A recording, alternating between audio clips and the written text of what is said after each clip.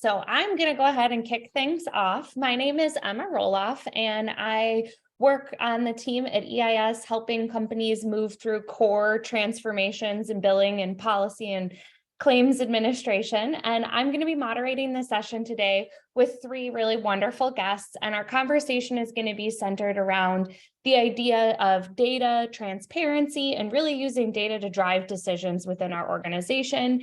And this is all tied to RISE's initiative towards getting more companies and people to be innovative in the way that we're shaping the insurance industry.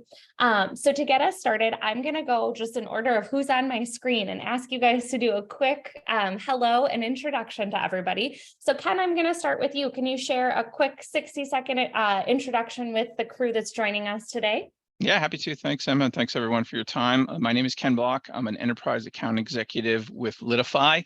I've spent the last 25 plus years or so in the generally in the legal vertical in software and all kinds of varieties of organizations that run legal processes. With Litify, my role is to work with both insurance defense, panel insurance defense firms and insurance carriers.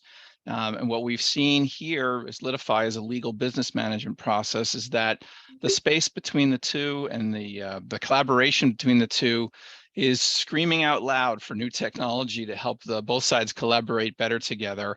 Much of that is revolving around acquiring data and giving each other the tools that they need to work together better as partners, also for each side to do their jobs in a better way. So the tools that we're built on involved around Salesforce, which is a fantastic data collection tool we'll talk more about later on. And so we find ourselves very, very interested in working with insurance carriers on helping them further their digital transformations. Great, thank you. We're glad to have you here. And Meredith, I'm going to come to you to do the same. So hello, everyone. My name is Meredith Barnes-Cook. I'm the Vice President of Industry at Ushur. Ushur is a customer experience automation platform where we're focusing on enabling carriers to provide the customer service experience that they're expecting. That's all been informed and influenced by most especially the past few years, but in general, things like Amazon, where they're expecting not only the option for self-service to reach in for those high volume critical interactions, but perhaps more importantly, the ability to have automation for when that insurance carrier needs to over and over again reach out to share data or to request data. In terms of my professional journey, I am an insurance lifer. I've now 36 years in the industry, including 33 years at Liberty Mutual, where I had a chance to work across the full insurance life cycle in service operations and on the business side of technology. And I've done some consulting before joining Ushur 2 years ago. And this is one of my favorite parts of my job, to get to hang out with my industry friends, as well as every day at work, I get the chance to work with all members of the industry on helping them digitally transform in a very, very agile way. Great. Thank you, Meredith. And certainly not least, but last in our little agenda of hellos, Paul, can you say hello to everybody? Yeah, appreciate that. Thanks, Emma, and thanks for the invitation. I'm certainly a proponent of what RISE stands for and where this organization and initiative is headed. I'm Paul Bessire. I'm head of data for Coterie Insurance. Coterie itself is an insurtech that functions as an MGA with a focus on bringing speed, simplicity, and service to the micro business or micro commercial segment of the industry, where we're really focused on, at this point, BOP, GL, PL, with a little bit of work comp, recently launched for companies in 1 to about 10 employees. We'll certainly move up market as we establish some market share there. But my role is as head of data is to be responsible for the flow of all information into and out of anything that Coterie does. And that's really only about half of the hats that I wear are focused on that. Whereas with my background in data science, I'm really interested as well in trying to determine and figure out how we can refine our quoting experience down to just 2 questions. So we currently have a product that allows for just business name and address to be entered. We go find the data. apply some data science and ML to it to then ultimately decide what would normally be considered underwriting, ultimately make underwriting decisions against the organization. I personally am not an insurance lifer. I've been in insurance for 2 years, though technically I did a little bit of work when I was like 18 years old as an intern in insurance. But most of the time that I spent in between the 17 years in between all of that has actually been focused on bringing data science, predictive and prescriptive to the sports world. And had a couple entrepreneurial opportunities, sold a couple companies off in that during that time span, and had a text from an industry magnate, if you will, the day that I sold my most recent company, and he said, "You changed the industry." And I don't know if I did that necessarily, but I was part of a movement that we called Moneyball at the time that helped change the entire sports world. And I really genuinely think that insurance is the next big frontier for being able to change the industry. That's what drives me, and that's what really excites me about being attracted to this world. And as like a shameless plug for anybody who wants to hear more about Paul's idea of Moneyball and how it applies to insurance, we did an interview on that a couple of months ago. So you can certainly go dig that up on the good old YouTube. But I want to also send a message out to all of you guys that are joining us. Part of the value of being here live for the webinar is that you can engage with us in the chat and the Q&A. So please let us know as we're going if you've got questions, you want us to dive a little bit deeper into a concept. We've got time built into our schedule to make sure that we have time for that Q&A. So we'd love to hear from all of you as we're going through things as well. So Meredith, to get our conversation started, I want to come to you and talk a little bit about maybe a time where you and your team were forced to pivot based off of what data was actually telling you versus what you thought the data might tell you. So something that was surprising and kind of changed your approach to solving a problem based off of what you were actually seeing. Yeah, thank you. So in my former life, obviously worked at an organization that had grown tremendously and successfully, in part through acquisitions. And any of us who've been through that journey, probably in any industry, there's a net result of all that on the back end, which is the sub ecosystems of technologies. And beneath all of that is a whole range. It's amazing how many different ways you can organize data in as something as an auto accident. I mean, it is quite astonishing. But of course, all the different insurance products are different, et cetera. But there was a very logical and reasonable ask that came in from the executive team. You know, we really are trying to understand our entire particular line of business, book of business, trying to understand it from a product policy, premium perspective, but more importantly, and where I was involved, we're trying to understand it from a loss perspective. So we just want all of the claims data out of these multiple claim systems. And then we started looking. And we kind of dumped it all on the virtual table, so to speak, and went, oh boy, okay. And we had to like call back the senior leadership and go, hold on, we're gonna need a little time here. And they're like, why? We're like, we suddenly realized we don't really truly understand this data to know that it all knits together. And they kind of looked at me like, I don't understand. I said, imagine I'm gonna throw all this data into an Excel spreadsheet. And for every system, it's going to be in its own column. If I start sorting it, it's not all going to line up running across the rows. Or if it does, I'm not sure that date field and that date field and that date field by definition are in fact the same date. Or state was another really fun one that like blew my mind, that there's different definitions of state for something like a claim, but there is. And so I said, so we'll be back in touch. And it took quite a bit of time, but it was a really powerful lesson for one area that we had to extrapolate across of. And we came up with this concept of we first have to embrace and understand lowest common denominator. We have to first understand what across all these different silos of systems and solutions do we have the data in common. Let's be super confident that that's true. That's a lot of business validation discussion and understanding. And then from there, hand that off to then use for analysis. Because there was this desire and aspiration that we had 3 times as much data to work with, but then there was that realization of, yes, that would have been really bad at analysis and decision making. So we might have been disappointed in some ways in terms of the breadth and depth of data we had to work with. The flip side is we were highly confident the data we were working with, it went pretty wide, was solid. And therefore the decisions we were going to drive off that was going to be credible. I was on another thing earlier today and I kept forgetting to unmute myself. So it took me an extra second there to double check, but I didn't do that again. Thank you. And it is interesting hearing these like firsthand stories of things like, you know, you would assume that a date's a date's a date, but that isn't always a safe assumption to make. And it's important to be that detailed focus when we're using data to drive decisions, especially when it's something that is, you know, driving major strategy within an organization or impacting something like whether we're going to insure someone or not. It's important that we're paying attention to those details. So Ken, I want to talk to you a little bit now about the idea of storytelling with data and how oftentimes we can use the findings that we're having to strengthen those stories and maybe get people to think through things a little bit differently. Can you share your experience with that? Yeah, absolutely. I think this is really interesting, and some of my observations apply to every part of the legal vertical that I work in, but in this context, particularly in claims litigation, in-house legal departments, and of course with the panel law firms that carriers work with. And that's that none of them have enough data to do anything smart with.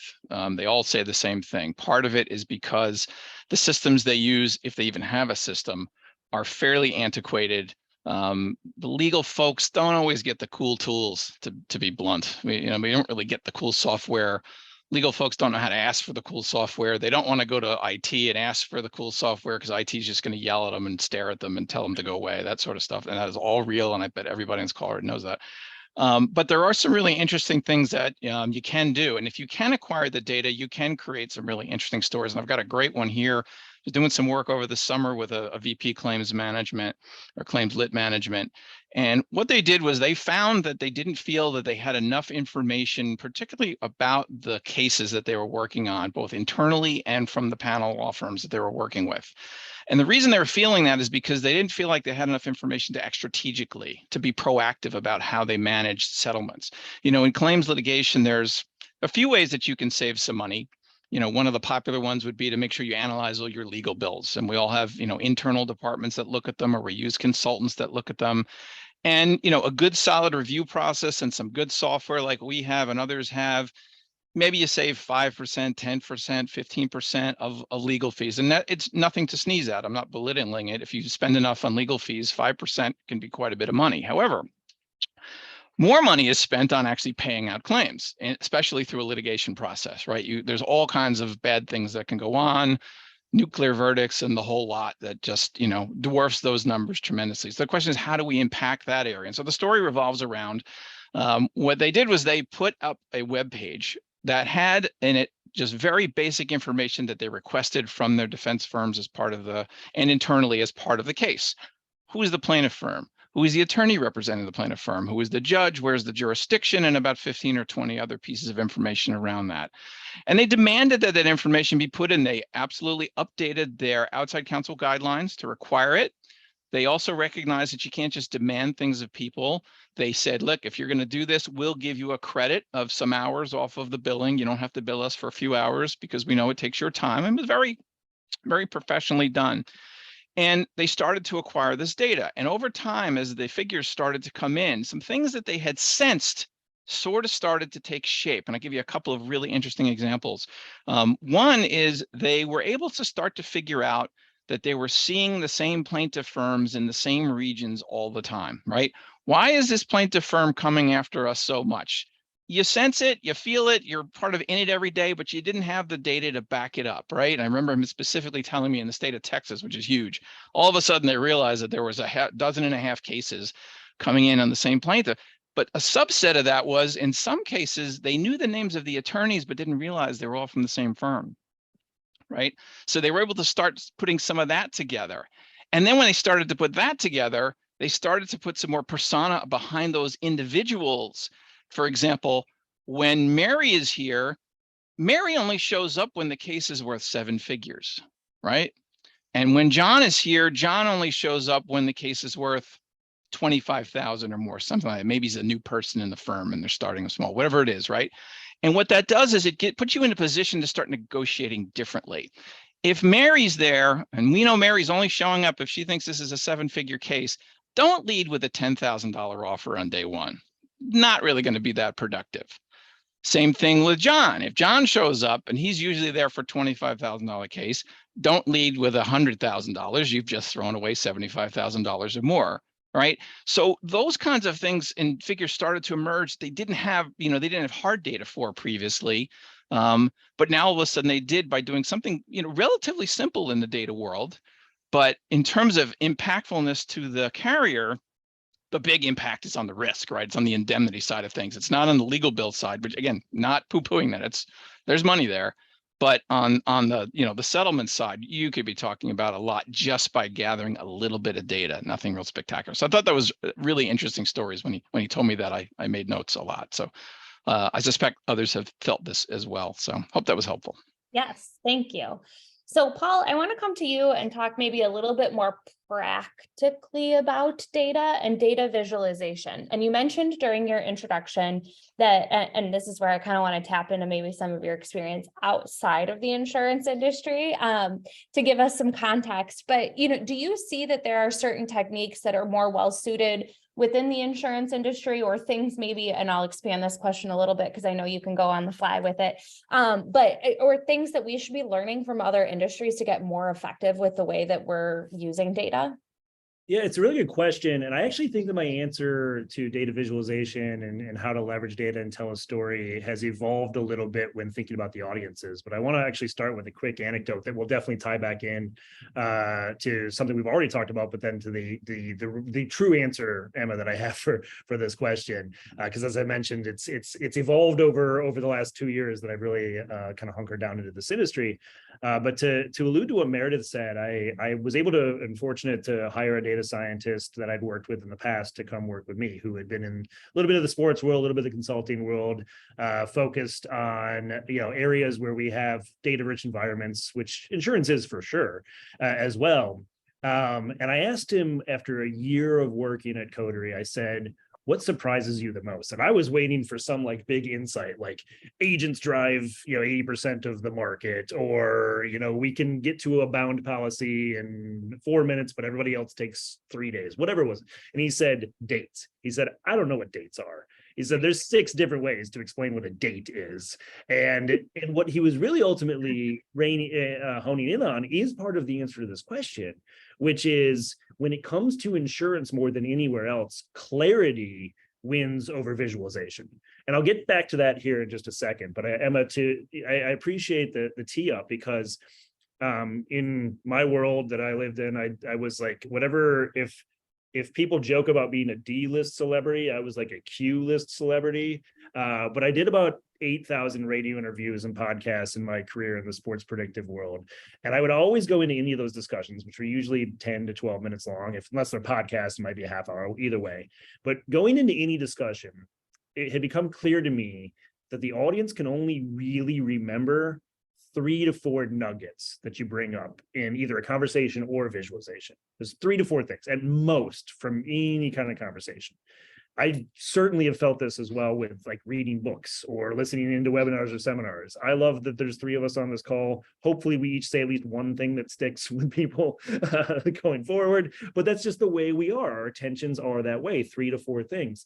And at the time, I also referred to it as the 3 to 4 tweetable nuggets. I wanted anybody who listened to me, not necessarily to go tweet whatever I said, but to be able to explain whatever I came up with in 140 characters or less, and to find 3 to 4 of those things.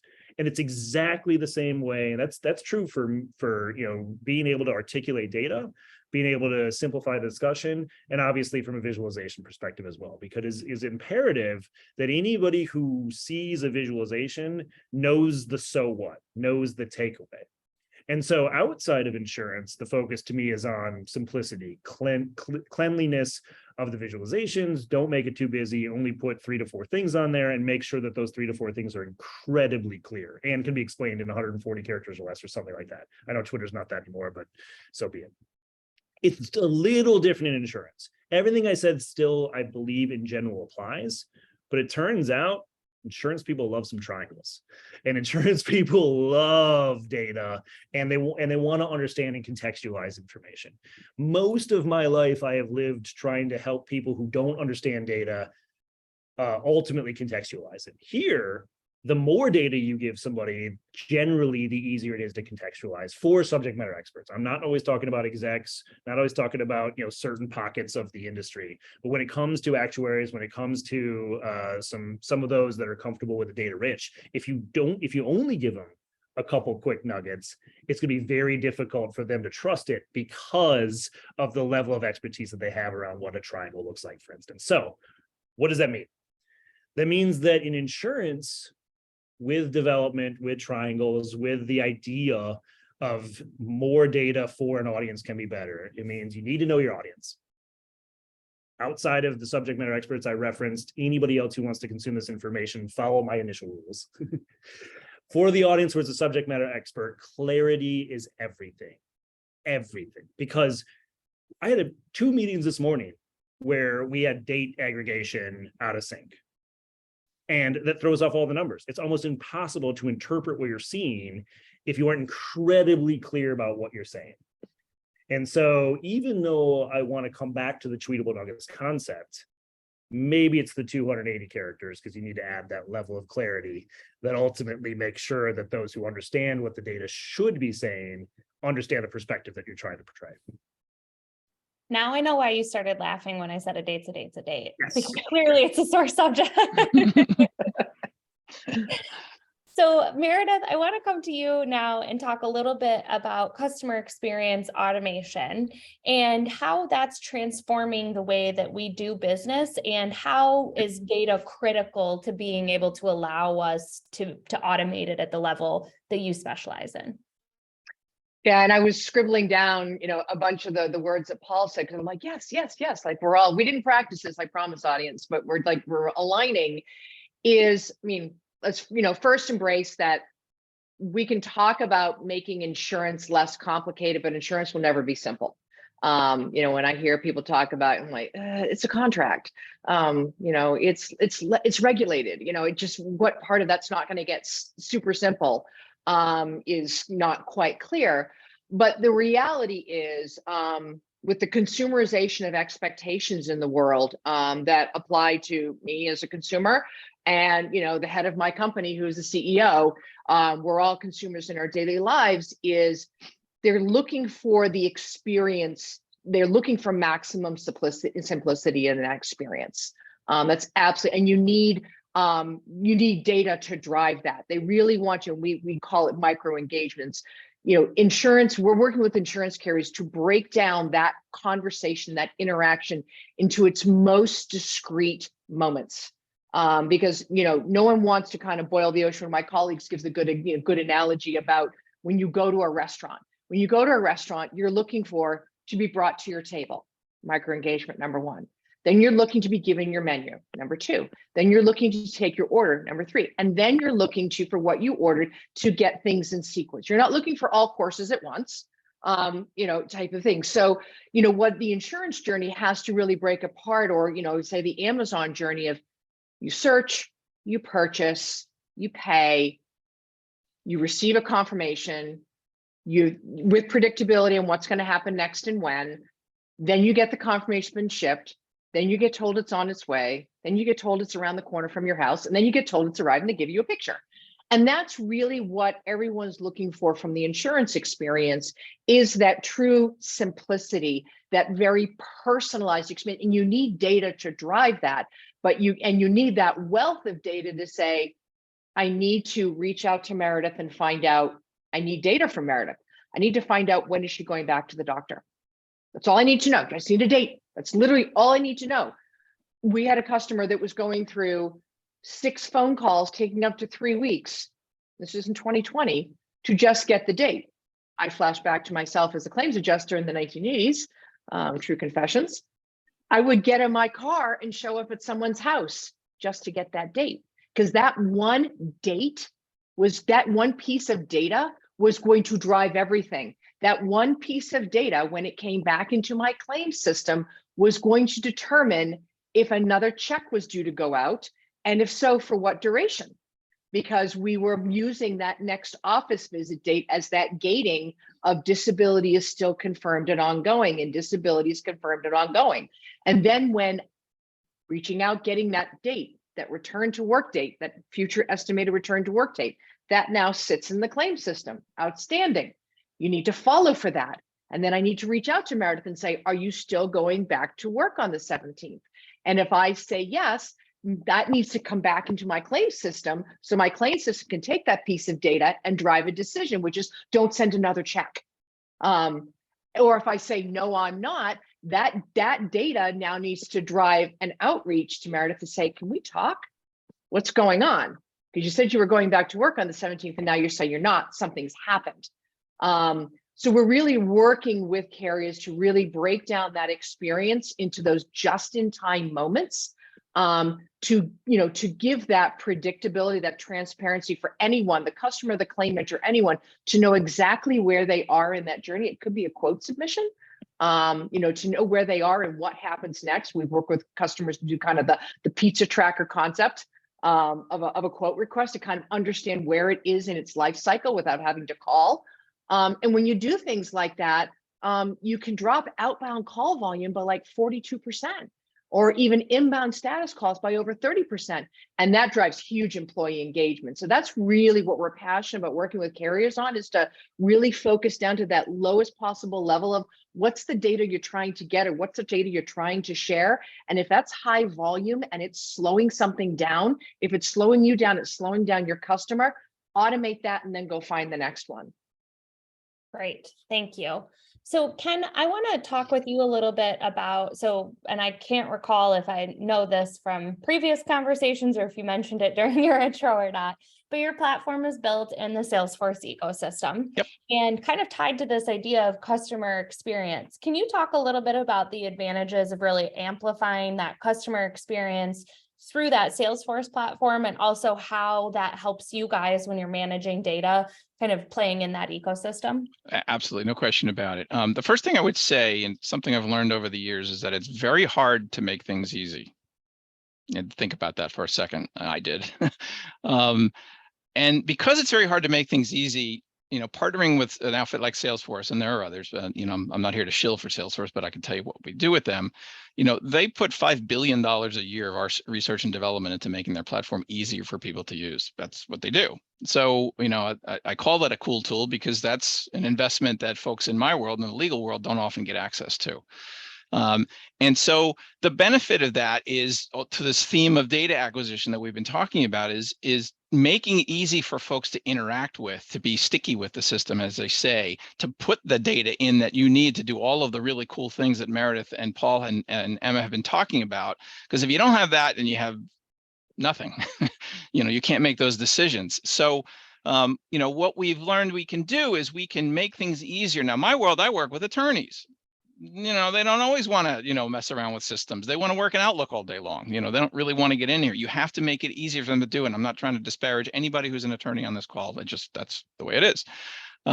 So, what we can do then is we can present interfaces that are simple, that are inviting, that will help people to put information in, whether it's a panel law firm or it's someone internal to the claims lit department or the in-house department, to encourage them. Yes, we need to know who the plaintiff attorney is. Yes, we need to know where this case is being conducted. Yes, we need to know the details of, was it an accident?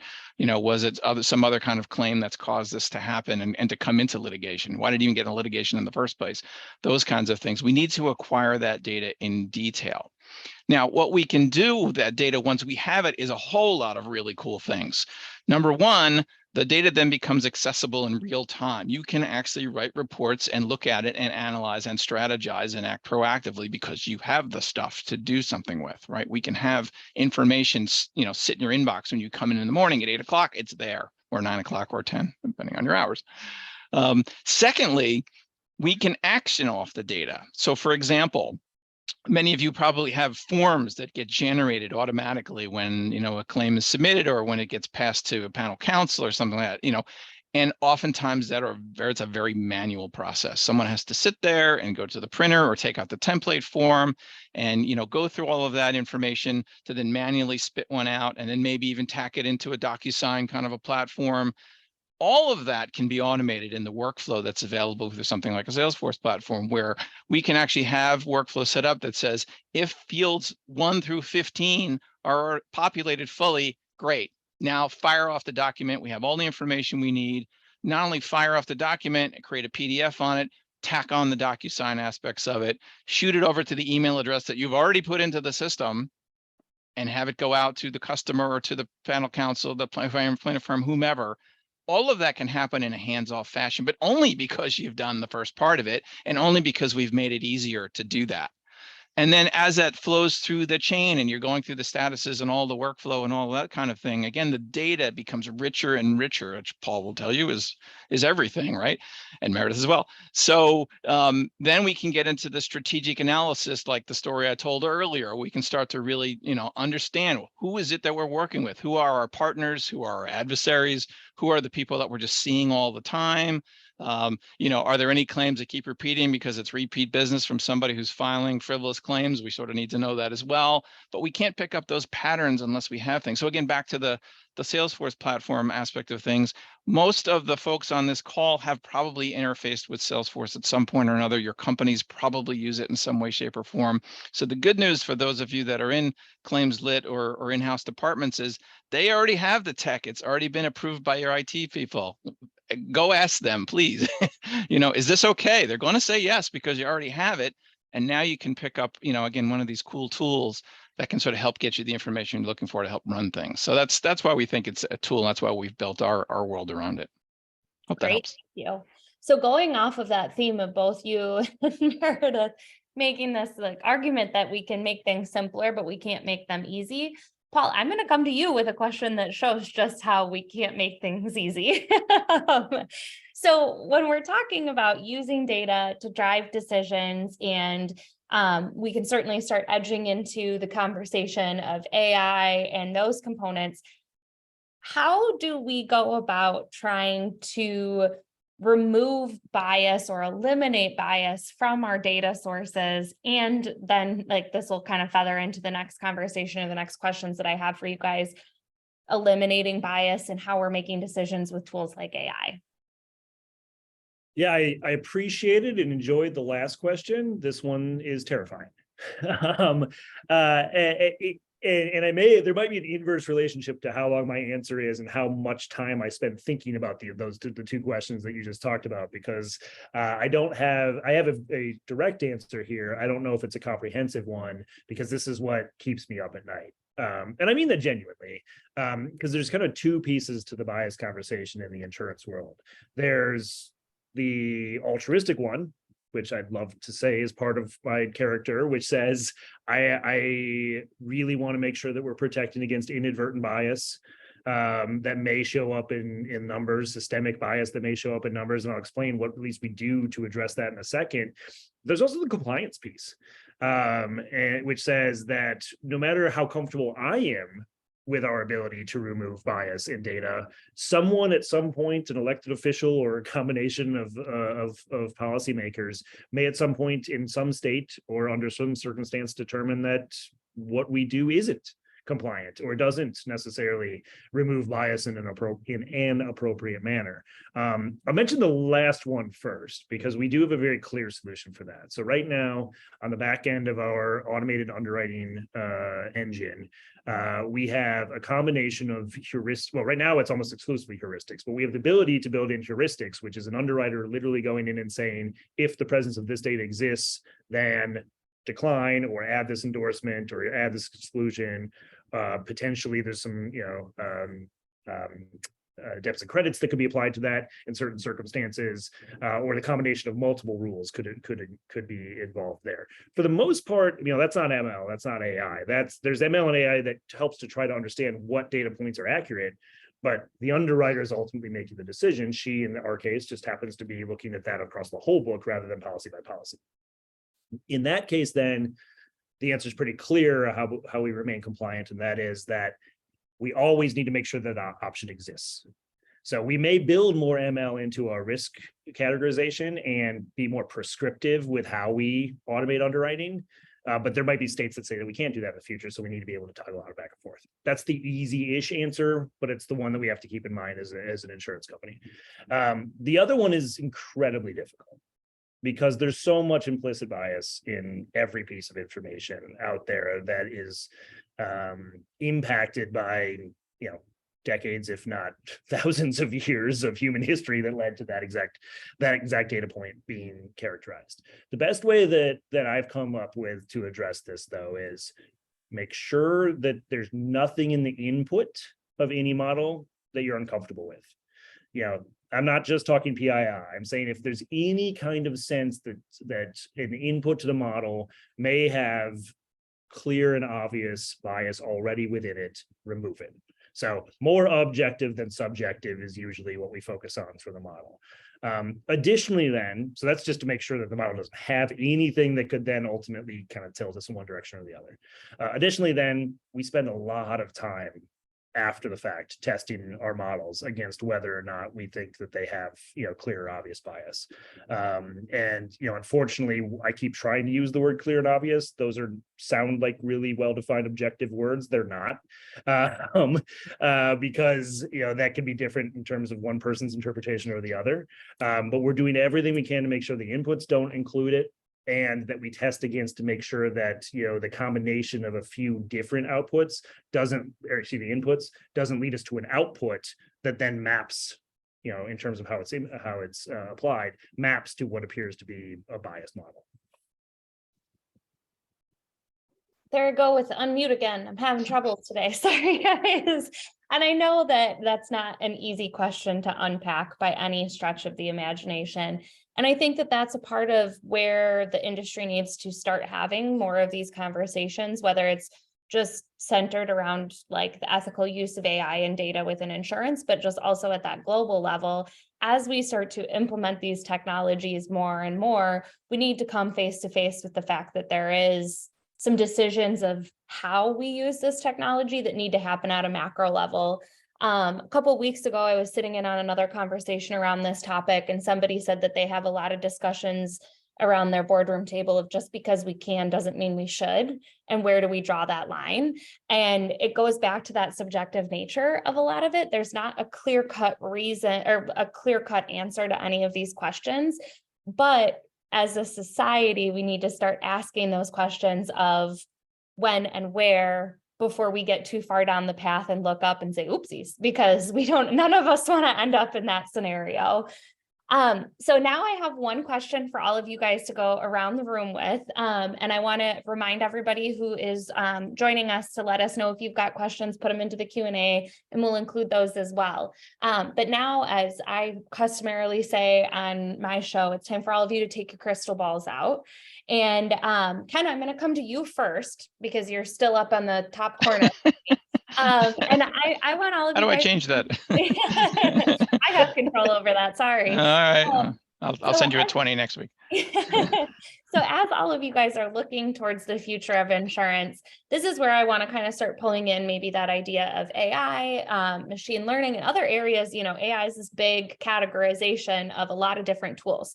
So take it where you guys want to go with this answer. But where do you see the insurance industry going as we continue to adopt more of these emerging technologies under that subcategorization of AI?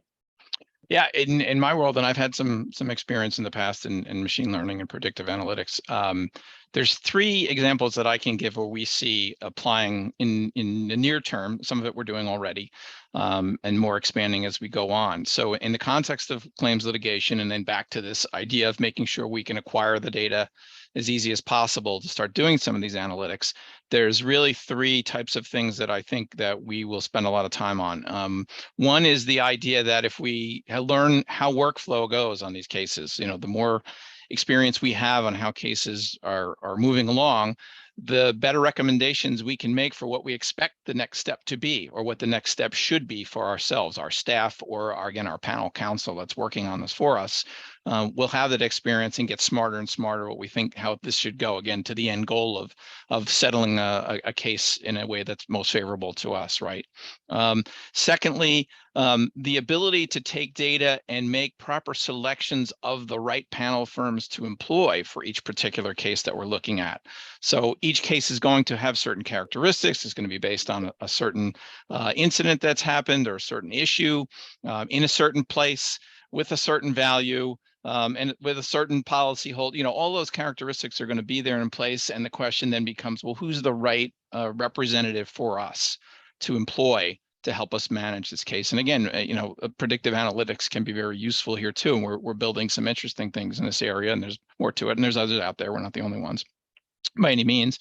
And then the third one comes into sort of the offering itself is again, understanding how cases have proceeded in the past, what offers have been made, what tends to get settled, where the right number should be for this kind of case, the raw number, the risk, the indemnity, what should that be? Let's take some of those analytics. Let's start to gather data on offers, again, applied against regional and other types of settings to try to get better at making better offers, at settling cases faster.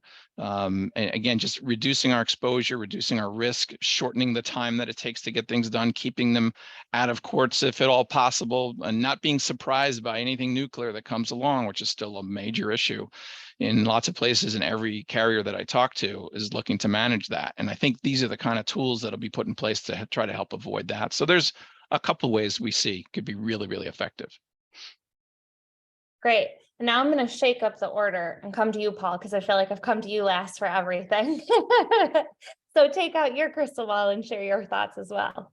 As someone who once ran a company called Prediction Machine, hopefully I'm decent at this, but we'll see. I want to use this actually as a jumping off point to talk about telematics, but maybe not in the way that people necessarily would think that the data guy would portray them. And telematic, where insurance is today might be here, and the impact of telematics can be felt not even on the screen, well past. And the reason that I say that, I'll start, and one of my justifications for that is to start with an anecdote. And that is that in the sports world, I started doing predictive analytics in the sports world in 2004. I was done in 2019 was the last time I predicted anything formally or professionally. And in that time period of those 16 years, my models were just as good, if not better, than every model out there. And all that they used was box score information. And they were used by sports books, they were used by fantasy players, they were used by many. I don't really need to get into the bona fides necessarily, but they were successful and productive enough. It took that 15 to 16 years for what was the sports equivalent to telematics, which is like the spin of a baseball, or how the ball is passed from one person to another being captured at this really granular level. In football, there's chips and shoulder pads that track everybody. That technology has existed in sports since about the same time I started doing predictions. It took until 2019, 2020, where anybody could produce a model that was better than the model that we had created, that just looked at box score information. Box score, like what happened in the game, not the super granular piece, not like how much did the wide receiver separate from a different player. What just happened? Did a pass get completed? And so I want to make sure to think about that in the context of insurance. It says everything that we get excited about, there's some steps between now and then. Because the box score information is the core information about a business. We have still, in my case, because the commercial world, but the core information about policy, I still don't think that we've done a good job to optimize for. Then you bring in alternative data or telematics or all of the potentially exciting stuff. And I think we're at least a decade away from there. So wanted to make sure to get on my soapbox a little bit about that from my previous experience. Where do I think we're really going? I think speed, simplicity, automation, Meredith, everything she said, I will, echo at the expectations of the market and of the consumer, whether it's a business, an agent, or, an individual, are that there is clarity around the customer's experience and that it's fast, speed, simple, etc. Where I think we're ultimately going, though, is going to be really fascinating to see what happens to pricing. because the further we get, the more efficient the market gets. And I know that combined ratios are around 100%, at least in the commercial world. So it sounds like an efficient market, but literally 35% of that is to feed the machine. It's what all of us end up doing professionally, but it's still to feed the machine. I'm really curious as we get more and more accurate around predicting risks and we can more appropriately actually underwrite a policy. What happens to the rest of the machine? How closer do we get to an efficient market?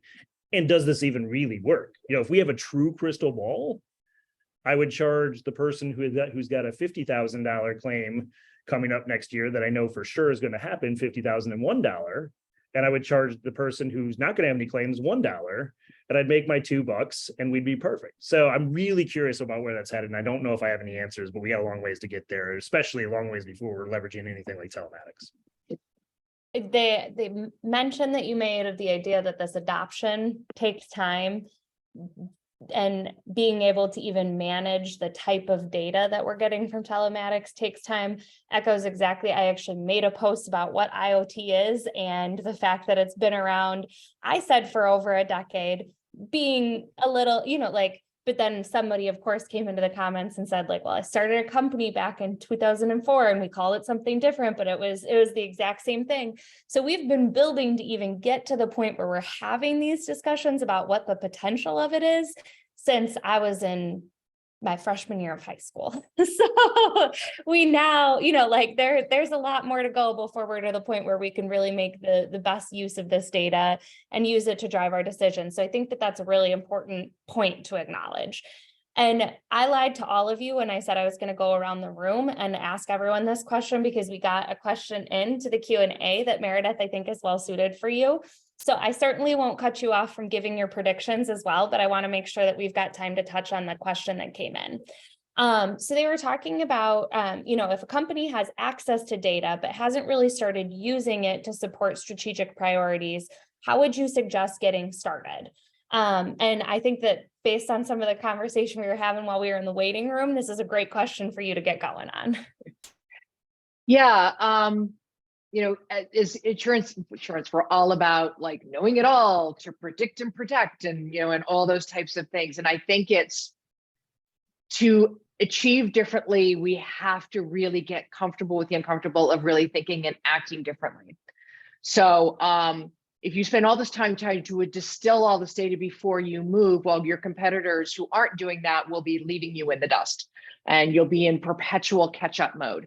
I mean, that was, 20, 30 years ago, it was, we did nothing until we did everything, and as I think about from the lens of the customer experience and how you use data to drive automation and automation to get data, we would go off for 2 or 3 years or 4 or 5, depending on the success of the project. And then we come back and go, here you go. And you'd have this change log sitting behind you that pretty much started the day the project launched. And so your internal audience was like, well, it's about half of what I needed. And I now have this whole accumulated backlog of things I need, including better data, refined data, more defined data that more aligns to the products that I'm selling now. There's the products as I sold 2 years ago. And I have this whole backlog of, additional things it still doesn't do, and you just never get out of your own way. So we really, we spend time talking with carriers, and we say, use the data that you have to understand where your biggest opportunities lie. Because again, we're thinking about how do you drive optimal customer service through the automation they want. If it's not driving optimal operational efficiency and better employee experience, then I say, respectfully, you're doing it wrong. You missed something in somewhere in that translation. And so, instead of saying, oh, we need to build this whole journey and where are we going to go? And 2 years later, we'll come back and we'll get started. We just say, take a look at what's your top 3 drivers of inbound phone calls. Top 3. Claim status is almost guaranteed to be sitting in there in any insurance company. And take a look at that and say, what are they trying to understand? Where am I and what happens next? You have that data sitting in your claim system. A claim is, respectfully, a transaction that goes through a series of steps that you're marking along the way, from received, assigned, approved, getting paid, You're dispatching activities, you're requesting a report, you're getting a report, you're assigning an appraiser, you're getting the results back, you're making a decision how much you're going to pay, it's time to pay it. And all those discrete pieces of information of that's what the person calling in the customer wants to know is, where am I in the journey? So if claim status is in your top 3 drivers, just focus on what of all those statuses do they care about. Of the 20 pieces of data elements you could drive a conversation off of, it's probably 3. It's probably like, who's handling my claim and when is it going to get paid? And when is it going to get paid next? I mean, maybe it's 2 things that people need to know, and distill it down to the simplicity of don't tell them everything granularity, what could be going on, tell them what they need to know. And then see if they engage in that, offer them that opt-in to get proactive status updates, like with shopping. Who doesn't want to know that your package has been shipped? Who doesn't want to know when it's going to arrive? Who doesn't want to know that it's sitting on your doorstep while you're sitting in a meeting and you're not paying attention to the doorbell? We all want to know those things. So think about that customer experience the same way, because if you go at that massive amount of data of what's your user experience, and ask your employees also, they are a huge source of data, of insight and information of where the pain is. What are the things that they're doing time and time again that they appreciate as critical, but they sure do not understand why a human being is still doing it? And they can even think in their mind, perhaps they even have a vision. I can imagine how we could automate this. It's this piece of information, it's its data element, pow. So this data is in there and figuring out where you go, but you have to get started. And if you want agility, then you've got to change and decide and act differently.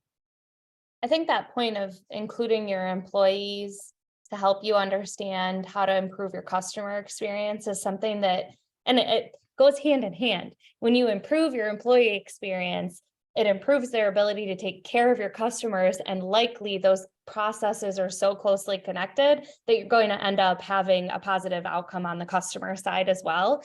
And I think that that's one thing that, especially in the insurance industry, because we feel like we're behind on customer experience because of the Domino's and the Amazons and everyone else, we're so hyper focused on that idea that we're losing the focus on also improving that employee experience and the wealth of knowledge that they have to help us get where we need to go on the customer experience side. So I really love that you brought that up, because I think that that's a conversation and especially for all of us sitting here who are in the industry that are the employees doing the processes, we want to know that those are going to be impacted and fixed. And especially when we're looking at trying to bring more talent into the industry, that's a critical part of it as well, is making their working lives better. I think that's all we have for questions from the audience. And we've got a couple minutes here. So I'm going to throw one last question out to you guys. We'll wait and see while we're talking through that. And I'm just going to pop it up, and whoever wants to grab it, grab it. But we've talked about predictions of where we want to go. What is standing in our way, and what challenges are we going to come up against while we're trying to move towards this data-driven decision culture within the industry? I mean, I'd love to take the first run at this. And I have this conversation. Insurance is all about managing risk. So when you talk to an insurance person, to me, we're going to test and learn. We're going to fail fast. What part of like a reaction are we surprised about in all of that? And so I think we have to understand that there's a difference between, creating risk and taking a chance. And trying something different again. And that's what the agility is all about, is start small, try something, see what happens. If it doesn't resonate, I mean, it sound counts, no one's going to die. If it doesn't resonate, if the customer doesn't weigh in, okay, now you know something. You've learned something. So that actually was a win. That's a good thing. That wasn't a failure. That was a learning, but keep on going. But I just keep saying, you've got to get started and kind of move away, because that's where the disruptors, the new entrants in the marketplace, I mean, that's where the coteries, that's what they're doing differently, that is going to give them that edge, because they're comfortable with thinking, deciding, and executing differently. I'll jump in right off of that. I totally agree. I'll be a little bit more pragmatic than as well, but totally subscribe to what Meredith just said. I was on a panel about a year ago, so I was super fresh, as was Coterie, but I was incredibly fresh into the insurance world. And I won't mention who it was, and somebody might be able to go back and look it up, but there was a CIO of one of the legacy carriers was asked a question directly: what does digital transformation mean to you? And she immediately responded, it means that I am able to keep a 40-year-old system up and running. That's a non-answer, but it's a legacy system concern. So the pragmatic issue is because at the legacy large body, almost too big to fail, and I don't mean to abuse that term, because the mentality, or because the numbers are generally fairly easy to predict until somebody really takes a significant, they're aggregated numbers, not at a policy level, but aggregated numbers are fairly easy to predict. Until somebody makes a real indent into market share, there isn't a whole lot of incentive for systems that are 40 years old to be completely replaced. And even if so, that's a massive body of work to unwind and then recreate that. And it was funny, and then I'm fortunate, and Meredith just alluded to this, my answer was also a non-answer. My answer is we're not transforming anything because we're making everything up as we go.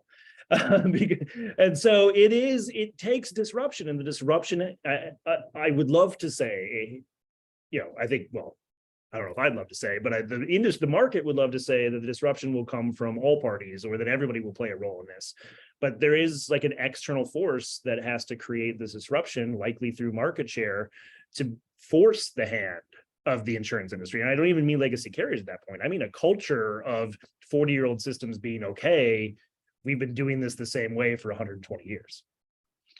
Fun Can fact I just before, well, 1 second, Ken, before you jump in. Fun fact: my daughter and I were reading, she's 6 years old, a Women in Science book, and World War II is when COBOL was originally created, and that's the technology that's used as the backbone of a lot of those systems. So it's literally technology from World War II that is running some of the major carriers that we have that are driving this industry. And so hearing that, like, wanting to keep that alive, I'm like, oh my gosh, like, no, call me, let's figure that out. Anyhow, sorry, Ken, keep going. But no, that's okay. I just was going to say, from a salesman's perspective, I have won a lot of deals, and I've lost way more deals than I've won. But the biggest loser that I've ever lost to, and will continue to be, is do nothing. Always. And I can tell you story after story, and it happens to us every day. 2 years later, I'm at a trade show, I'm at a conference, and I see that person that I was talking to years ago. We haven't done anything since then. Everything operates exactly the same. Some of our people have left because they just don't see us innovating in any way, shape, or form. Doesn't mean you have to do the whole project at one time. You can always find a spot to start and get some wins, that sort of thing. But that's just the biggest enemy I see, is people just not willing to try even just a little bit. And every day I watch, we get leads come in from companies that talked to us 3 years ago, never got anything. And now they're back again, and they've literally gone nowhere in that whole period of time. And what they've lost in that period of time, never can calculate ever. So, for any of these projects, do something. Your gut tells you doing something will get you somewhere. Try something, as Paul said and Meredith said as well. I can't encourage it enough. Well, we have a whole whopping 2 minutes left. So I want to stop, and I want to say thank you to all three of you for joining us for the conversation. And kind of the last little plug there associated with that idea of not doing anything or not moving and innovating. That's the whole idea behind the innovation committee within RISE, is to help carriers and individuals figure out how to move and drive change within the industry. So for anybody that's joining us, thank you for staying with us through the whole almost hour. Now we've got 1 minute left, and make sure you keep an eye out for more content that's coming out of this group, with the thought process of trying to help enable you to influence change and innovation within your own organizations. So thank you again to all three of you for joining us, and for everybody who is on the line. And feel free, if you've got any questions, all four of us are easy to find on LinkedIn. Find us, send us a message. We'd be happy to continue the conversation. But with that, have a wonderful day, everyone. Yep. Thanks, everyone. Thanks, Emma. Thank you. Thanks, Emma. Bye. Bye-bye.